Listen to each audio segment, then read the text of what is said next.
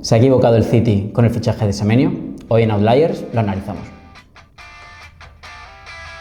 Hola a todos, bienvenidos al primer episodio de Outliers, el podcast de Soccer Pro en el que vamos a unir un poco datos, debate y análisis para tratar temas de actualidad del fútbol desde un prisma un poco diferente. Algunos tildará que es café para muy cafeteros, pero vamos a intentar que sea lo más liviano posible para todos. Me acompaña Ismael Touat, responsable de comunicación de Soccer Pro. Quien les habla es Carlos Urbano, soy jefe de innovación de la empresa. Y hoy vamos a tratar un par de temas candentes, ¿no? Vamos a tratar un poco el tema del mercado con el fichaje de Antoine Semenyo por el Manchester City, que ha... Mucho que analizar ahí, ¿no? Sí, ha provocado un poquito bastante de debate en las Islas Británicas, tanto por el rendimiento del jugador como por el precio que se ha pagado por él.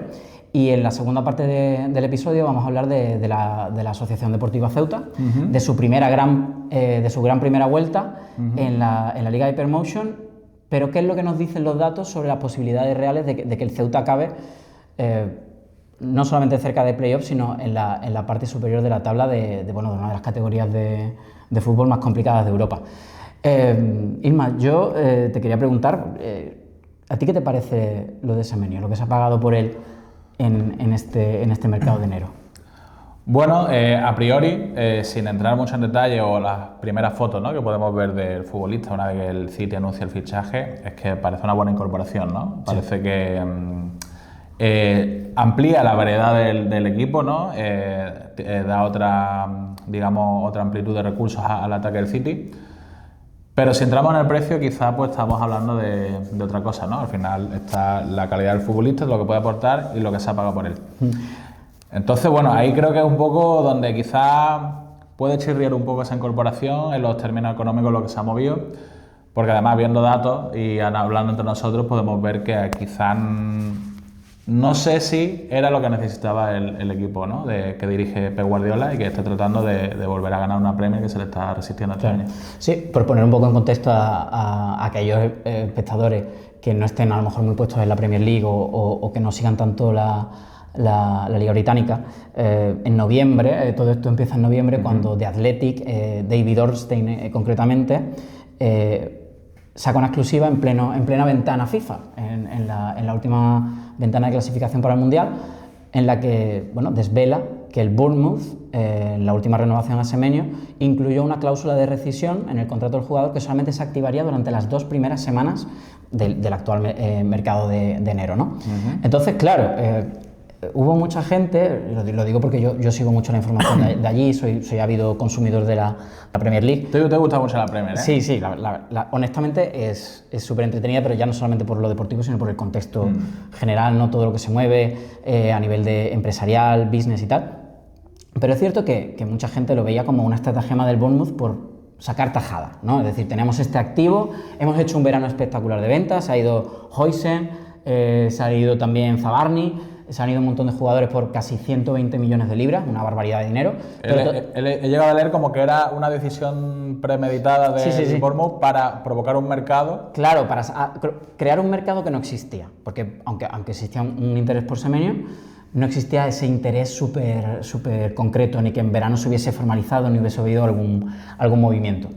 ¿Qué ha ocurrido? El rendimiento de Semenyo en esta Premier League con el Bournemouth ha sido excelente a nivel de creación de goles. O sea, hasta que ficha por el Manchester City, son 10 goles, 3 asistencias, y claro, es un futbolista con una presencia física increíble, que ha tenido una finalización espectacular. Digamos, los que conozcan el término de los goles esperados, los expected goals, ha marcado 3 goles más de los que se esperaba, por tanto su finalización ha sido muy buena, ha sido excelente, pero digamos que ya en noviembre ya se crea esa necesidad, ¿no? Se genera ese interés, que no se sabe si es real o no, ¿no? Entonces, bueno, transcurre todo diciembre, continúa la Premier League. Semenyo, obviamente, no va a la Copa Africana porque Ghana no se clasifica, y continúa compitiendo en la Premier. Y ahora es justo a finales de diciembre, comienzos de enero, cuando sí se genera, o empiezan a generarse esas noticias de que no que el City quiera a Semenyo, sino que esa ventana de oportunidad, ¿no? Sí, pero que Semenyo desliza, su agente filtra, que Semenyo solamente querría un movimiento al Manchester City, descartando cualquier otro movimiento. Claro, nosotros aquí en la empresa, en Bisoccer Pro, nosotros nos ocupamos de asesorar a clubes, agencias, en cuanto a los movimientos que deberían hacer o no hacer en base al rendimiento de sus futbolistas. Intentamos dejar fuera todo lo que viene a ser rumorología. Sí, el ruido, ¿no? Exacto, todo lo que viene a ser ruido. Nos centramos en lo que tenemos, que son los datos. Tenemos la base de datos más grande del mundo, la utilizamos a nuestro favor, nuestros índices de rendimiento propio, y empezamos a pensar un poco si tenía sentido aquello. Si con el rendimiento que había demostrado Semenyo, la edad que tenía y el valor que estaba generando, era realista asumir que se podía pagar por Semenyo 72 millones de euros, que es lo que estipulaba la cláusula, ¿no? 65 millones de libras, pues aproximadamente 72 millones de euros. Entonces, cuando nos preguntamos, ¿es el rendimiento acorde a ese valor? Nosotros, honestamente, sin ningún tipo de interés, al final lo vimos objetivamente, lo analizamos también en la newsletter de la empresa. El rendimiento de Semenyo a nivel goleador es espectacular. Es lo que vendría a ser un outlier, ¿no? Que en términos estadísticos mencionamos un outlier, que es aquella muestra, ¿no? Aquel dato que sobresale muchísimo respecto al resto, ¿no? Entonces, en comparación con el resto de extremos de la Premier League, Semenyo estaba en los mejores de creación de oportunidades y sobre todo de finalización, de convertir esas oportunidades en gol. A nivel de asistencias no tanto, su creatividad no ha sido tan espectacular, pero bueno, 3 asistencias en Premier League, sí, más 10 goles, es un rédito interesantísimo. Pero si luego veíamos sus números creativos de combinación, o sea, pases, asistencias esperadas, que mide el nivel de peligro de esos últimos pases, ¿no? Que se convierten en disparos, es muy probable que se conviertan en asistencia o no. Y nuestra conclusión a nivel analítico completamente es que, bueno, que el rendimiento de Semenyo ha sido muy bueno a nivel goleador, también a nivel defensivo. Es verdad que ese despliegue que lo tiene, ¿no? Pero el approach de Iraola es así, es presión intensa, pues entonces todos trabajan en ese sentido. Entonces esas métricas también se han inflado en el sentido de que el Bournemouth presiona. Si hubiésemos visto que Semenyo juega en un equipo que se echa hacia atrás y espera, claro, esos números no hubieran sido tan altos. Entonces, creíamos que su rendimiento era bueno, pero no excelente. Vale. Y ahí es donde entrábamos en la adaptabilidad, que es otra de las cosas que utilizamos en la empresa. En la adaptabilidad, nosotros tenemos que tener en cuenta que la adaptabilidad no es solamente táctica, ¿no? Es un analista táctico, al uso podría decir, bueno, pues su encaje en el modelo de juego, de este equipo, de tal, podría ser bueno porque es un tipo de extremo que va desde fuera hacia adentro y remata mucho como los de este equipo. Si quieres hacemos un paréntesis, esto sí, de la estabilidad, podemos explicar lo que es, ¿no? Sí, claro. Que yo me estoy malentonando un poquito, porque yo doy por supuesto que, claro... No, aquí vamos a ver mucha terminología relacionada con Bisoccer Pro, que es nuestra herramienta de scouting y de análisis futbolístico, que ayuda a la toma de decisiones, tanto a nivel de rendimiento como de incorporación de jugadores. Y bueno, hablaremos de cosas que nosotros las tenemos muy interiorizadas, pero que en algún momento tendremos que explicar. Esto de la estabilidad no deja de ser una funcionalidad dentro de nuestra herramienta en la que, y Carlos me corregirá porque él me ayudará a explicarlo mejor, en la que podemos comprobar si un jugador encaja en los parámetros en los que se mueve un equipo, ¿no? Y si ese jugador y ese equipo hacen match, ¿no? ¿Correcto? ¿Sí? Exactamente. O sea, si estadísticamente, digamos, si el Bournemouth táctica o tácticamente es muy parecido al Tottenham, por ejemplo, el match de los equipos de ese jugador o del potencial destino y del equipo de origen están más cerca porcentualmente, ¿no? Pero luego también hay que ver el match de la plantilla, es decir, si el tipo de extremos del equipo posible que fuera su destino son extremos parecidos a Semenyo en este caso, ¿no? Entonces nosotros hicimos un estudio del Big Six, cogimos los seis grandes equipos de la Premier League, Manchester United, Manchester City, Liverpool, Chelsea, Tottenham y Arsenal, para ver en cuál de ellos hubiera encajado mejor. ¿Qué pasa? Nuestra adaptabilidad también tiene en cuenta si el futbolista ha compartido vestuario con alguno de esos jugadores de esos equipos, digamos por tema de adaptabilidad pura y dura, es decir, si ha compartido más o menos partidos con ese equipo, si ha jugado bajo las directrices del entrenador de ese equipo. Y luego lo que hemos dicho, ¿no? La similitud táctica y la similitud técnica de los propios jugadores. Y nuestra sorpresa fue que la menor adaptabilidad de ese Big Six era el Manchester City con una puntuación de 6 sobre 10. O sea, lo que vendría a ser casi un 60%. Entonces, nosotros al hacer el análisis lo que digamos, vimos, ¿no? es que ni el modelo de juego del Bournemouth con el Manchester City hace un match claro, pero es que la similitud de los extremos del Manchester City con Antoine Semenyo, en este caso, era muy dispar, muy dispar. Por hacer un resumen muy resumido, muy marcado, es que el tipo de extremo que tiene el Manchester City no tiene nada que ver o tiene poco que ver con el tipo de extremo que es Semenyo. Entonces, la forma de atacar que tiene ese City en base a los extremos actuales no tiene mucho que ver con este fichaje que viene del Bournemouth. Claro, exactamente. Nadie niega que es un gran jugador. Nuestro índice de rendimiento, nuestro ELO, nuestro REAP y nuestro valor de mercado, que ahora lo explicaremos, el valor de mercado propio cómo funciona, lo etiquetan, la etiqueta que le dan es jugador top a nivel mundial. Es un jugador top a nivel mundial, especialmente porque está jugando en una de las mejores ligas del mundo. Correcto. Ha tenido mucha continuidad en los dos últimos años y medio y además ha estado a un gran nivel. Dentro de su equipo ha estado a un gran nivel. Es verdad que los resultados del Bournemouth no han sido buenos. Él ha tenido gran parte de culpa en que no fueran peores, es cierto, pero digamos que sí, Semenyo ha estado rindiendo por encima del nivel de su equipo de origen, que es el Bournemouth. Pero hablamos a nivel de creación de oportunidades y goles. Si hablamos a nivel colectivo, lo que viene a ser combinación con otros jugadores, peligrosidad de sus pases, tampoco ha sido espectacular. Está en la media o por debajo de la media. No ha sido diferencial ni no ha dado otra, digamos, variante, sino ha hecho su trabajo. Correcto. Finalizar, quizás centrar o conectar poco. Sí. Pero de hecho es un poco, y esto podremos hablarlo en otro futuro podcast, un poco la evolución del extremo en los tiempos modernos del fútbol, ¿no? Extremos que ya no desbordan y centran, sino extremos que finalizan, ¿no? Claro. Entonces, al comparar ese tipo de, como tú decías, ¿no? El rendimiento del jugador o forma de desenvolverse el jugador con lo que hace el Manchester City, claro. ¿Cómo llegamos a esa conclusión? ¿Cómo funciona y de qué manera podemos determinarlo? Y bueno, decías que era el sexto dentro del BC, dentro del... Claro. ¿Y cómo es ese proceso? Bueno, ese proceso, al final hay un proceso estadístico, ¿no?, que se llama clustering. Digamos que si cogemos una muestra de datos, en este caso los 20 equipos de la Premier League y todas las métricas que van asociados a ellos, desde pases largos, goles esperados, centros, ¿no? Pues podemos ver que a lo mejor los equipos que intentan más centros están más juntos que otros, digamos, ¿no? Entonces es como por ejemplo las galaxias, ¿no? Una galaxia de equipos, en el sentido están los equipos que juegan un fútbol directo, la galaxia de equipos que juegan un fútbol más de posesión, ¿no?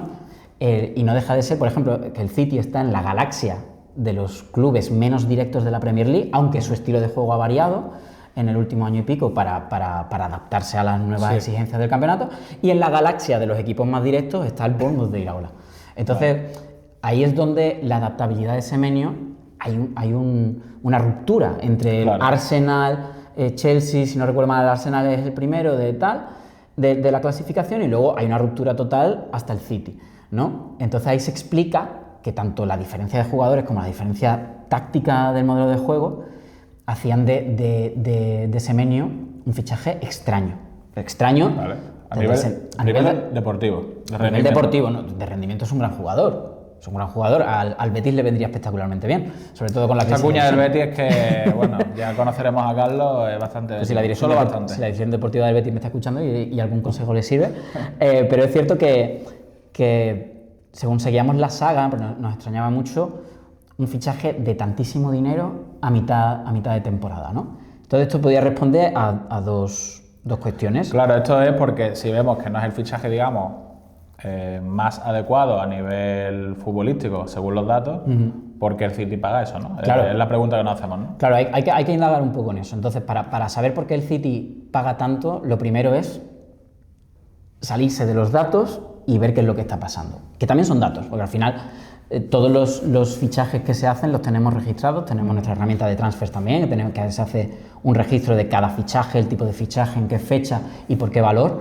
Entonces, vemos que esta temporada solamente ya han sido 9 jugadores que han cambiado de equipo dentro de la Premier League por más de 50 millones de libras, son unos 60 millones de euros, ¿no? Que claro, eso en la Liga Española pues no es concebible ahora mismo, pero dentro del ecosistema Premier es lo que se está estilando. ¿Por qué se está estilando? Pues sí, más de 40 futbolistas, en lo que va desde el verano hasta hoy, han cambiado de equipo dentro de la Premier League, cosa que no estaba pasando antes, se prefería reforzar un equipo extranjero con equipo local.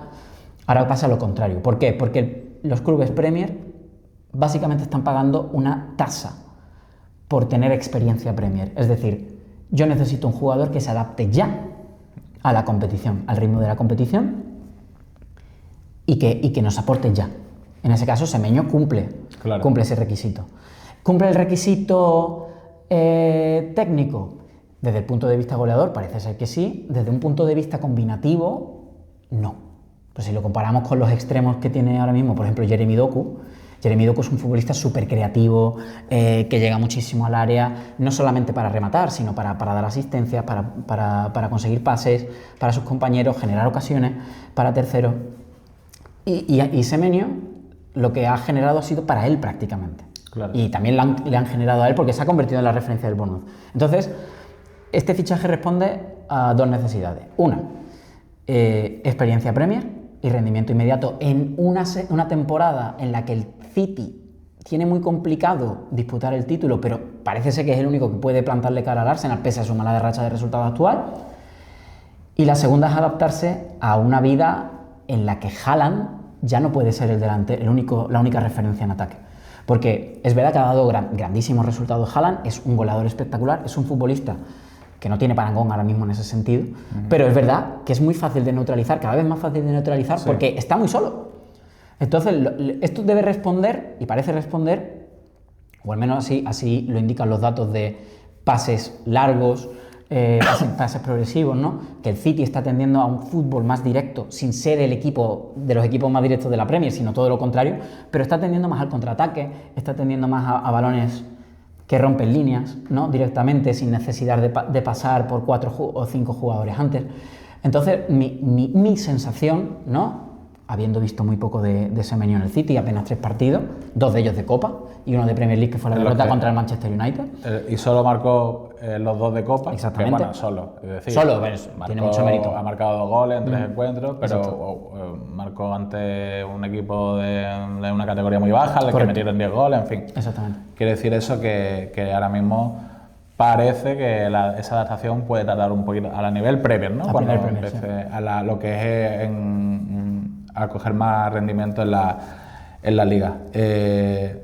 Entonces, ¿cuál es la conclusión que nos queda? Habiendo esas dos necesidades, ¿no? La experiencia Premier más esa necesidad del City de acompañar a Haaland, que parece que busca, digamos, otra vía donde poder atacar, ¿no? Claro, entonces aquí hay que ver si la directiva del City, ¿no? O en este caso la dirección deportiva, que ahora está liderada por Hugo Viana y que de un año para acá ha transformado prácticamente el club, la plantilla completa, sí ha tomado una buena decisión desde el punto de vista del retorno económico y deportivo. Es decir, Semenyo tiene 26 años, recién cumplidos, está justo en lo que nosotros llamamos la edad de pico de rendimiento, ahora está en los años en los que se supone que su mejor rendimiento va a venir, está por venir, ha firmado 5 años y ha firmado por muchísimo dinero. Entonces, nuestra experiencia previa, ¿qué es lo que nos dice? Nuestra experiencia previa, aconsejando a clubes de primer nivel, de primera división, segunda división e incluso de categorías como primera federación, segunda federación, lo que nos dice este caso es que el City ha pagado de más por un futbolista que probablemente no le dé el retorno económico y deportivo que espera. Deportivo va a ser mucho más sencillo porque un equipo dominante como el City pues es mucho más sencillo que Semenyo marque goles que en el Bournemouth. Seguro. Claro, eso seguro. Pero no se va a revalorizar, porque en un contrato de 5 años lo más probable es que cuando ya alcance los 30 ya empiece el declive. A 29 o 30 no es que empiece un declive súper pronunciado, los futbolistas cada vez duran más, rinden mejor pasada la treintena, pero no se va a revalorizar. Entonces, desde el punto económico, no está bien. ¿Y por qué pensamos que no está bien? Porque nuestro valor de mercado, el valor de mercado Bisoccer Pro, que está basado únicamente en el rendimiento del futbolista y también en la longitud de su contrato, ¿no? Y su edad, es un algoritmo que básicamente dice el rendimiento más contrato más edad, nos arroja un valor, ¿no? Ahí es donde nosotros a nuestros clientes les podemos decir, mira, por este futbolista es una oportunidad de mercado porque vale más, claro, según nuestro valor de mercado que según otros proveedores, ¿no? Que le dan otro valor de mercado basado en otras cosas, ¿no? Pues rumorología, noticias, cláusulas de rescisión. Pero hay que distinguir entre valor y precio. Una cosa es lo que vale un futbolista y otra cosa es el precio que uno paga por él o lo que está dispuesto a pagar. Entonces, no siempre casan. Desde el punto de vista económico y deportivo, nosotros, si el Manchester City fuera nuestro cliente, a lo mejor le hubiéramos recomendado otro fichaje más acorde al valor que se puede obtener. Por ejemplo, Jeremy Doku tiene 22, 23 años y vale, según Soccer Pro, más o menos lo mismo que ha pagado el Manchester City por un jugador que tiene 3 años más, ¿de acuerdo?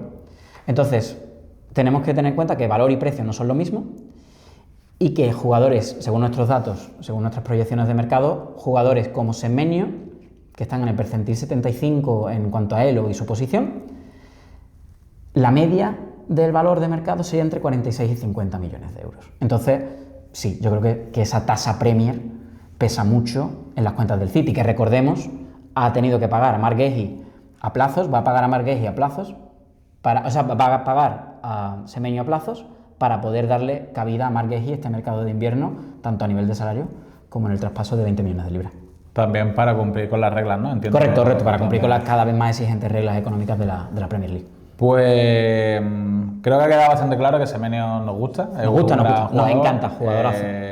Hará grandes cosas en el City, pero si de nosotros hubiera dependido fichar a este futbolista, o no fichar a este futbolista, sino hacer un movimiento para reforzar el ataque, a lo mejor habríamos ofrecido otra serie de alternativas, ¿no? Más acorde al mercado. Digamos que desde un prisma Moneyball no ha sido una buena decisión económica.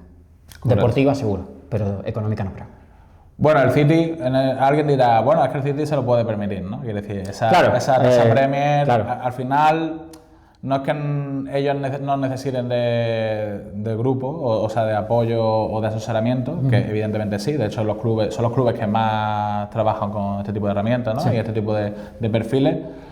Pero claro, equipos con tanto poderío es como que se lo pueden permitir y al final son otros clubes tipo Bournemouth que se tienen que aprovechar de estas herramientas para descubrir estas oportunidades de mercado y también, ¿por qué no?, revalorizar a sus jugadores y hacer estas ventanas artificiales, como ha explicado Carlos al principio, para aprovechar digamos, el potencial de esos futbolistas.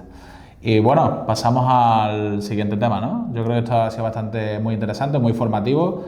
Poco a poco iremos hablando también de la herramienta. Creo que algún día podremos también diseccionarla. Sí, según se acerque el Mundial vamos a preparar cositas para explicar un poquito más cómo funcionan nuestros índices de rendimiento. Sí, porque sobre todo el lore, ¿no? Hay que generar un poquito de lore interno para que la gente se acostumbre, se familiarice.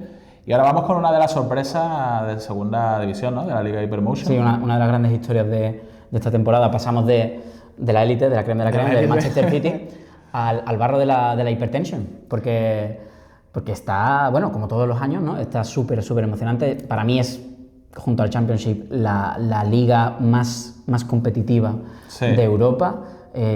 Todo puede pasar, todo está a 2 puntos de distancia. Sí. Y a 2 puntos de distancia de los playoffs se quedó el Ceuta de José Juan Romero al finalizar la primera vuelta. Sí, un juego de José Romero que si lo pusiéramos aquí en medio podríamos hacer aquí un poquito de árbol genealógico, ¿no? Las 3 mellizas. Que el otro día estuvo en Málaga, yo disfruté mucho el partido. Nosotros somos una empresa afincada en Málaga. Ganó el Málaga 2-1 con 2 goles de Chupe, el segundo espectacular, con un control y un remate increíble a la media vuelta en el área. Pero el Ceuta demostró ser un equipo muy bien hecho, muy bien construido, con la idea muy clara, con una propuesta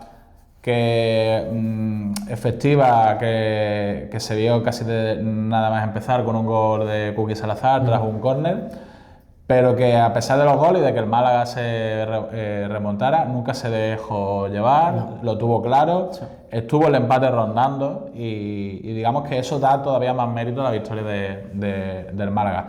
Y en este sentido nos va a explicar Carlos un poco y vamos a hablar un poquito de la labor de Juan José Romero en el Ceuta y cómo ha acogido a este equipo que viene de la tercera división española y cómo se ha convertido en la revelación del campeonato. Sí, al final, José Juan Romero, su trayectoria yo lo he seguido muy cerca porque, soy sevillano, durante muchos años cubrí la actualidad del Betis. José Juan Romero se pegó varios años en el Betis Deportivo, incluso en aquellos años de crisis, cuando el primer equipo sustituía a entrenadores, pues José Juan Romero, muy buena parte de la afición lo pedía porque el estilo de fútbol era muy atractivo. Él además siempre ha sido un gran admirador de Pep Guardiola. Su trayectoria en el fútbol español es prácticamente impoluta, desde la tercera andaluza con el Gerena hasta la segunda división española con el Ceuta. Ha conocido todas las categorías de fútbol español, salvo la primera división, ¿no? con la que particularmente creo que es muy difícil que alcance con el Ceuta, obviamente, pese a la primera vuelta espectacular que ha hecho el Ceuta, y vamos a explicar por qué, desde el punto de vista de los datos, de lo que llamamos rendimiento subyacente, ¿de acuerdo?, del Ceuta, qué es lo que nos hace pensar que, bueno, que no va a ser esta temporada la temporada en la que el Ceuta pueda pelear por llegar a los playoffs de ascenso, ¿no? José Juan Romero, con 32 años, en 2006, comienza en el Gerena, ahí en Sevilla, su Gerena natal, lo asciende, lo vuelve a ascender, 4 ascensos con el Gerena, incluso llega a unos playoffs de ascenso a segunda división, a la por el entonces segunda división B, ¿no? Eso capta la atención del Betis Deportivo, de la cantera del Real Betis Balompié, lo fichan para intentar salvar al equipo, no lo consigue, vuelve a bajar a tercera, pero vuelve a subir, ¿no? Y cuando ya vuelve a bajar es cuando deja el equipo, empieza su aventura en Ceuta, que esta va a ser su 6ª temporada en Ceuta, que no es la 7ª, porque también hizo un parón para ascender al Eldense a Primera Federación. Y luego cogió al Ceuta en Primera Federación y lo ha subido a Segunda División. Volvió a su casa para... Correcto, ha sido una trayectoria a nivel de rendimiento impoluta. Y eso no hay que negárselo. Es verdad que el equipo del que dispone, hay que hablar un poco, hay que hablar de lo futbolístico, pero hay que hablar también de la gestión que se ha hecho de los recursos, ¿no? Sí. Hablamos del 4º límite salarial de la plantilla deportiva, del coste de plantilla deportiva, límite de coste de plantilla deportiva de la Liga, el 4º más bajo de la categoría. Son unos 6.700.000 euros aproximadamente, o al menos era así en diciembre, ¿no? Por tanto, esos números, junto a Andorra, obviamente Real Sociedad B y Cultural Leonesa, que eran los recién ascendidos, pues lo convertían en un equipo favorito al descenso. Y lo que hemos visto durante la primera vuelta ha sido todo lo contrario. Hemos visto un equipo aguerrido, que le ha plantado cara a equipos como el Almería, el Deportivo, que aunque cayó en Riazor, pero por poco también. Hemos visto un equipo que ha hecho suya la categoría. Sí. Entonces, ¿cómo lo ha hecho? Pues desde los despachos, con Edu Villegas a la cabeza, ¿no? Que el exportero, que yo lo conocí cuando estaba en el Jerez Deportivo, en el nuevo Jerez Deportivo Fútbol Club, que se creó tras aquella escisión. Él ha liderado ese proyecto deportivo, en el que se ha basado básicamente en esta temporada incorporar jugadores con experiencia previa en Segunda División. Jugadores que tienen más de 100 partidos en Segunda División, jugadores que tienen más de 200 partidos en Segunda División, que rondan los 30, 32 años, pero mucha experiencia, ¿no? Futbolistas con trabajo, aguerridos, y que además han sabido adaptarse a lo que pide José Juan Romero. ¿Qué pide José Juan Romero? Para empezar, intentar tener el balón. Él no renuncia al balón, él quiere el balón. Ya digo, es un gran fan de Pep Guardiola, pero también quiere recuperar el balón lo más rápido posible. Si su equipo pierde el balón, contrapresión. De hecho, sus métricas, las métricas del Ceuta, las defensivas son de las mejores de la categoría en la primera vuelta. Estamos teniendo en cuenta la primera vuelta. Porque claro, ahora cuando estamos grabando este episodio... Sí, ya ha empezado la segunda. Claro, ha empezado la segunda y ya el Ceuta suma 2 derrotas en 2 partidos ante Málaga y Valladolid. Ha encajado 5 goles en esos 2 partidos, solamente ha conseguido marcar 1 ante el Málaga. Cayó en casa ante el Valladolid, pero desde el punto de vista de los datos no mereció caer, ¿no? Y ahí es donde entra un poco lo que hablamos del rendimiento subyacente, ¿no? O sea, si hablamos a nivel colectivo, lo que está haciendo el Ceuta es extraordinario. Hablando del Ceuta y todo esto que estamos hablando, ¿podemos repasar algunos de esos nombres propios que están formando parte del equipo de José Juan Romero? Sí, por supuesto. Podríamos empezar incluso hablando de Carlos Hernández, ¿no? El central, 35 años y titular en todos los partidos del Ceuta y disputando todos los minutos. Es el único de la plantilla que ha disputado todos los minutos en esta Liga Hypermotion.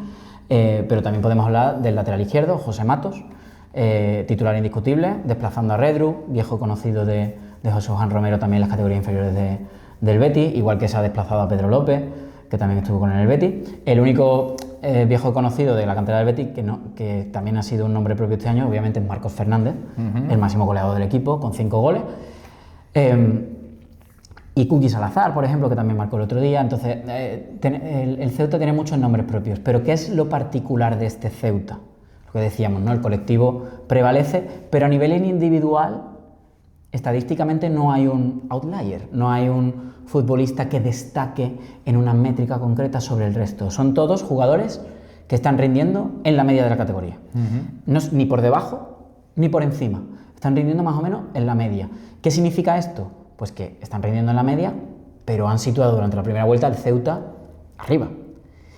Y aquí ocurren varias cosas, ¿no? O sea, la experiencia cuando trabajamos en análisis no predictivo, ¿no? Análisis de rendimiento, y se hacen proyecciones de este tipo, cuando se hacen simulaciones de rendimiento, cómo le puede ir a un equipo con este rendimiento a lo largo de una temporada completa frente a estos otros equipos si mantienen el mismo rendimiento, hablamos mucho de la regresión a la media, ¿no? Que cuando hay equipos que su rendimiento subyacente no casa con el gran rendimiento real que están teniendo, ¿no? Por ejemplo, a nivel goleador, el Ceuta está rindiendo muy bien, o sea, muy mal, pero está obteniendo muchos más puntos de los que debería. O sea, está obteniendo menos goles por las ocasiones que genera de los que debería, pero ha obtenido muchos más puntos.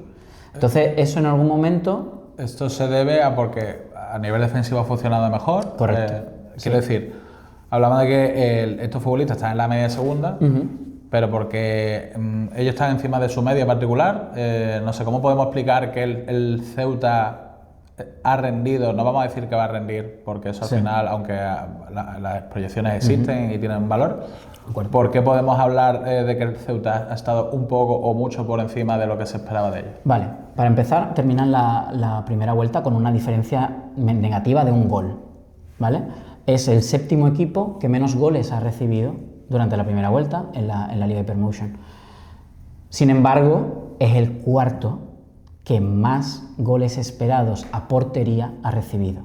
Por ende, debería haber recibido muchísimos más goles de los que ha recibido. Claro. Por ende, si debes marcar más, pero marcas menos, y si debes encajar más, pero encajas menos, lo defensivo te equilibra lo ofensivo. Y ese equilibrio es lo que ha permitido que cada punto del Ceuta en la primera vuelta, cada gol que ha marcado el Ceuta, haya valido 1,32 de los que ha obtenido. Es un peso bastante importante, claro, y lo ha situado ahí arriba. Claro. Ahora bien, cuando tú las ocasiones que tienes no las materializas, y voy a poner como ejemplo el partido de este pasado fin de semana contra el Valladolid en casa del Ceuta, el Ceuta, a nivel de goles esperados, expected goals, como lo quieran llamar los espectadores... O XG, ¿no? O XG también, ¿no? O XG. Supera el Ceuta al Valladolid. Y sin embargo el Ceuta no marca ninguno y el Valladolid mete 3. Ahí es cuando, por ejemplo, podríamos decir que sí se sostiene más lo de que debe recibir más goles, pero también debería marcar más goles. Claro. Si tú no marcas más goles y vas a empezar a encajar más, como ha pasado en estas 2 primeras jornadas de la segunda vuelta, si esa tendencia continúa, obviamente el Ceuta no va a ser candidato a los playoffs. De hecho, si a mí me hubieran preguntado al final de la primera vuelta con todos los datos por delante, obviamente yo hubiera dicho que no era candidato, porque todo hubiera pasado esa regresión a la media, ¿no?, que decimos. Si hubiéramos visto desde el punto de vista defensivo, de recuperaciones rápidas, ¿no?, que son esas recuperaciones que se hacen 5 segundos después de perder el balón, y recuperaciones en campo rival, el Ceuta era el cuarto equipo más agresivo de la primera vuelta. El más proactivo, no ha sido un equipo que se haya encerrado atrás a verlas venir, no, es un equipo que quería recuperar y quiere recuperar el balón. Se vio aquí. Claro. Que no defiende muy protegiendo a su portero, no. Recuperan posiciones de luego salir creando y salir con posibilidad de marcar, ¿no? Cuanto más cerca de la portería rival recuperen, mejor para ellos, ¿no? ¿Qué ocurre? Eso ha sido a nivel, pues, de playoff. Esos números son parecidos a equipos de playoff. Sin embargo, sus números de goles esperados frente a los goles marcados se parecen mucho a los de Andorra, Cultural Leonesa y Real Sociedad B, que son recién ascendidos y están en la lucha por el descenso. Entonces, claro, es muy difícil que el Ceuta sea candidato a los playoffs si, una de dos, no mejora sustancialmente la finalización de cara a portería, es decir, que ocasiones que tengáis las marquéis, y en estos 2 últimos partidos no ha ocurrido, y lo más probable es que siga sin ocurrir, salvo que en lo poco que queda de mercado de fichajes hay algún tipo de incorporación que rompa esa tendencia, que tenga una finalización muy, muy buena y que además empiece a implementarla nada más llegar. Yo creo que desde el punto de vista plenamente realista, tanto de presupuesto y nivel global de la plantilla, lo que ha hecho el Ceuta hasta ahora, 32 puntos creo que son, Sí. tiene muchísimo mérito. Yo creo que pueden conseguir la salvación sin demasiados apuros. El problema es que se caiga plenamente, y se ha visto muchas veces, que se caiga por completo el rendimiento del equipo porque no se sostiene. Gestión de la plantilla, ¿vale? Vamos a hablar de la gestión de la plantilla. José Juan Romero tiene un núcleo de jugadores muy concreto. O sea, son 11, 12 jugadores los que acumulan casi el 75-74% de los minutos disputados. De hecho, quería añadir, ahora no recuerdo los nombres, pero en la tabla de los 3 jugadores que más veces salen, que son más veces sustituidos, salen los del Ceuta. Quiere decir que Correcto. cambian los mismos y entre los mismos, ¿no? Correcto. Es lo que tú dices. Exacto. Apoya la teoría de que son 13-14 Exactamente. jugadores que lo juegan casi todos. A la vista está que Carlos Hernández ha jugado todos los minutos, como jugador de campo de segunda división. Y a lo mejor podemos prever que se le puede hacer un poco largo el campeonato, ¿no? Se le va a hacer largo. Si mantiene esta tendencia, se va a hacer largo. ¿Por qué? Porque ya ese dato ya nos da un mensaje claro. Tienes un núcleo de jugadores en el que confías mucho, pero en el momento que haya lesiones vas a tener problemas. Porque las rotaciones, los jugadores que están en el banquillo, no tienen los minutos de juego ni el rodaje suficiente como para generar un impacto, ¿no? Y si vemos, y si hacemos un análisis de las sustituciones de José Juan Romero, de todas las sustituciones que ha hecho a lo largo de la primera vuelta, estamos haciendo un análisis de la primera vuelta, el 90% han llegado a partir del minuto 70. Es decir, ha exprimido todo lo que ha podido a ese núcleo duro de jugadores de confianza que le han dado este rendimiento por encima de lo esperado, ¿de acuerdo? Si hay lesiones, que probablemente las habrá por fatiga muscular, por cualquier circunstancia de juego, pero es muy raro que no vaya a haber lesiones durante los partidos que quedan, porque quedan muchísimos partidos, quedan 19 partidos para el Ceuta en segunda división, se va a hacer muy largo. Entonces, o se obtienen muy rápido los puntos necesarios para la salvación, o puede que el Ceuta se vea en esa batalla por el descenso, que quiere evitar a toda costa y que muchos aventuraban que iba a evitar, pero hemos visto casos totalmente lo contrario. El Málaga parecía totalmente abocado al descenso, totalmente desahuciado, Sí. Y se ha plantado en playoffs con Funes. Claro, la diferencia del Málaga es que ha recibido un estímulo en forma de cambio de entrenador, diferentes métodos. Quiero decir, eso podría ser otro tema, ¿no? Cómo determinadas teclas o entrenadores tienen un impacto total en el equipo. Claro, aquí en el Ceuta, salvo, no sé si ellos tienen posibilidad de acudir al mercado, no sé si tienen el límite salarial a tope, pero va a ser difícil, ¿no? Va a ser muy complicado. Que reciban esa persona que pueda, digamos, dar un poco más de lo que ellos ya están dando, que es, viendo los números, están dando todo y más, ¿no? Claro, pero no digo que vaya a ser complicado que venga alguien, puede venir alguien. El problema es, ¿puede venir alguien que cambie esta tendencia? Porque los goles valen dinero. Claro. O sea, un buen finalizador vale dinero. Y tu máximo goleador, 5 goles. 5 goles no es mala cifra, pero son 22 partidos ya jugados, disputados, ¿no? O 23. Son 23 partidos disputados. 5 goles en 23 partidos, siendo tu máximo goleador. Ha estado muy repartido los goles, pero son muy pocos goles. Creo que desde noviembre no marca. ¿Cómo? Desde noviembre creo que no marca. Correcto, es que además entonces tampoco es que esté siendo primordial haya sido primordial en el tramo final de la primera vuelta. Puede venir alguien, puede venir un agente libre, puede venir una cesión, pero puede venir la persona correcta. Esa es la pregunta que yo me hago. Yo creo que con el límite de coste de plantilla deportiva que tiene el Ceuta actualmente, no. Yo creo que Semenyo no va a ir al Ceuta. No, seguro que no. Tiene pinta. Seguro que no. No tiene pinta. Bueno, hasta aquí nuestro primer episodio de Outliers. Hasta aquí nuestros 2 temas de interés. Creo que siempre vamos a ir más o menos en esta dinámica, ¿no? Un par de temitas. Algún día intentaremos también hablar de la herramienta, sacar los paneles para que la gente que nos vea se quede un poco loca, ¿no? De lo que hacemos. Hasta aquí el primer episodio. Esperemos que os haya gustado. Por supuesto, estamos abiertos a sugerencias, recomendaciones. De pelo no creo que vayamos a mejorar mucho más. Vamos cortos de eso. Así que eso lo podemos dejar para otra ocasión. Y bueno, Carlos, que encantado de estar aquí contigo. Nada, ha sido un placer, espero que el debut haya sido satisfactorio no solamente para nosotros, sino para quienes estén al otro lado de la pantalla. Y como dice Isma, estamos abiertos a sugerencias, aunque intentaremos traer temas... Sí, pequeños temas píldoras, ¿no? Cositas que no sean, que sean de actualidad, pero que se aparten un poco de las que cosas pasen por habituales. debajo del radar, ¿no? De, el radar. de Vinicius no vamos a hablar, hay mucha gente hablando de Vinicius. Demasiado ruido, ¿no? De Demasiado Bellingham, de Lamine Yamal. Nosotros vamos a ir un poco, vamos a intentar mejor, vamos a ser un poco entre panenquitas y barro, ¿no? Tenemos que... Un poquito underground. Tenemos que seguir esa línea. Nada, encantado de estar aquí, espero que os haya gustado y nos vemos la próxima. Nos vemos muy pronto. Be Soccer Live Score.